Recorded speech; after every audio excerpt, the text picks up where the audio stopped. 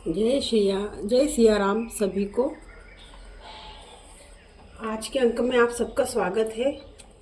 आज हम पढ़ेंगे पेज नंबर 56। कल हमने पेज नंबर 54 और 55 पढ़ा पिछले अंक में। आज हम पढ़ेंगे पेज नंबर 56।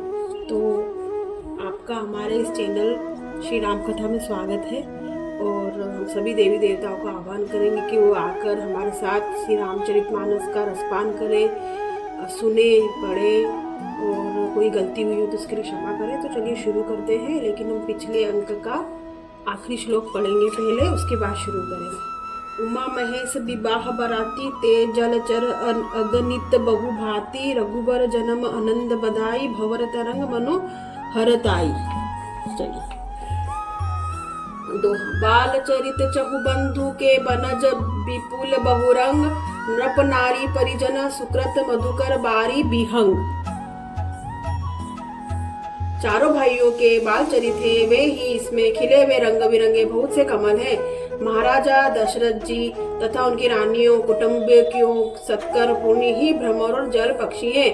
सिय स्वयंवर कथा सुहाई सरित सुहावनी सोच बिछाई नदी नाव पटु प्रश्न अनेका केवट कुशल उतर सभी बेका। श्री सीता जी के स्वयंवर को जो सुंदर कथा है वही इस नदी में सुहावनी छवि छा रही है। अनेकों सुंदर विचार पूर्ण प्रश्न ही इस नदी की नावें हैं और इनके विवेक उत्तर की चतुर केवट है। सुनी अनुकथन परस्पर होई पथिक समाज सोई सरी सोई घोरधार प्रभुनाथ श्रीसा नी घाट सुबद्ध नाम राम बर बानी। इस कथा को सुनकर पीछे से जो आपस में चर्चा होती है वही इस नदी के सहारे सहारे चलने वाले यात्रियों का समाज शोभा पा रहा है। परशुराम जी का क्रोध इस नदी की भयानक धारा है और श्री रामचंद्र जी से श्रेष्ठ सुंदर ही वचनी सुंदर बंधे हुए घाटे। सानुज राम विवाह उचाहु सो शुभ उमग सुखद सब काहू कहत सुनत हर शही पुलकारी ते सुकृति मन मुदित नहाई। भाइयों सहित श्री रामचंद्र जी के विवाह का उत्साह ही इस कथा नदी की कल्याणकारिणी बाढ़ है जो सभी को सुख देने वाली है। इसके कहने सुनने से जो हर्षित और पुलकित होते हैं वे ही पुण्यात्मा पुरुष है जो प्रसन्न मन से इस नदी में नहाते हैं। राम तिलक हित मंगल साजा परब जोग जनु जुरे समाजा काई कुमति के कई केरी परिजा जासु फल विपति घनेरी। श्री रामचंद्र जी के रास तिलक के लिए जो मंगल साज सजाया गया है वही मानो पर्व के समय इस नदी पर यात्रियों के समूह इकट्ठे हुए हैं। केकई की कुबुद्धि ही इस नदी में काई है जिनके फलस्वरूप बड़ी भारी विपत्ति आ पड़ी। दोहा समन अमित उत्पात सब भर चरित उपजाग कली अग खल अब गुण कथन ते जल मग बग काग। संपूर्ण अनगिनत उत्पातों को शांत करने वाला भरत जी का चरित्र नदी तट पर किया जाने वाला जप यज्ञ है। कलयुग के पापों और दुष्टों के अवगुणों के जो वर्णन है वे ही इस नदी के जल का कीचड़ है और बगुले कौवे हैं। कीरति सरित चहु ऋतु रूही समय सुहावनी पावनी भूरी हिम हिम सेल सुता शिव ब्याहु शिशिर सुखद प्रभु जन्म उछाहु। यह कीर्ति रूपिणी नदी चहों ऋतुओं में सुंदर है, सभी समय पर परम सुहावनी और अत्यंत पवित्र है। इसमें शिव पार्वती का विवाह हेमंत ऋतु है। श्री रामचंद्र जी के जन्म का उत्सव सुखदायी शिशिर ऋतु है। बर नब राम विवाह समाजु सोमुख मंगलमय ऋतु राजू। ग्रीष्म दुसह राम बन गवनु पंथ कथा करत आतप पवनु। श्री रामचंद्र जी की विवाह समाज का वर्णन ही आनंद मंगलमय ऋतुराज वसंत है। श्री रामचंद्र जी का वन आगमन दुस्सह ग्रीष्म ऋतु है और मार्ग की कथा ही बड़ी धूप और लू है। वर्षा घोर निशाचर रारी सुरकुल साली सुमंगलकारी राम राज सुख विनय बड़ाई विशद सुखद सोई सरद सुहाई।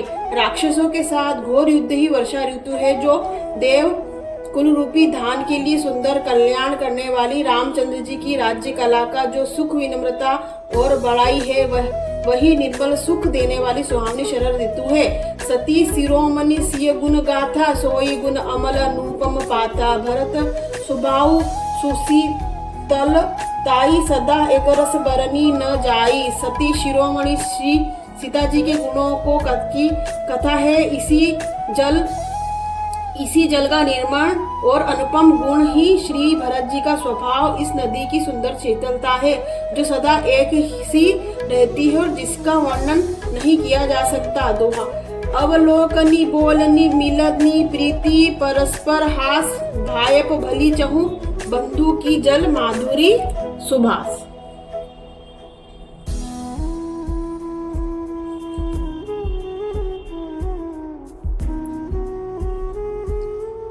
चारों भाइयों का परस्पर देखना, बोलना, मिलना, एक दूसरे से प्रेम करना, हंसना और सुंदर भाईपन पर जल की मधुरता और सुगंध है। आरती विनय दीनता मोरी, लघुता ललित सुबाहिन थोरी, अद्भुत सलिल सुनत गुणकारी, आपस पियास मनोमल हारी।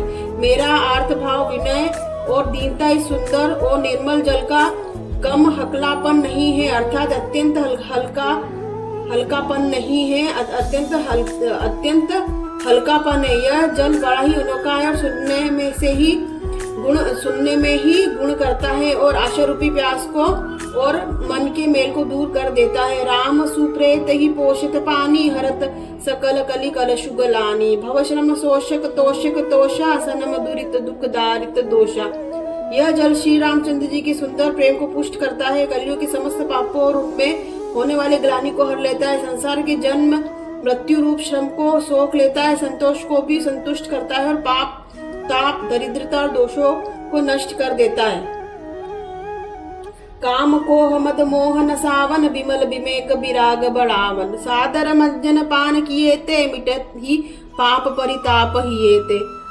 यह जल काम क्रोध मद और मोह का नाश करने वाला और निर्मल ज्ञान और वैराग्य का बढ़ाने वाला। इसमें आदर पूर्वक स्नान करने से इसे पानी से हृदय में रहने वाले सब पाप ताप मिट जाते हैं।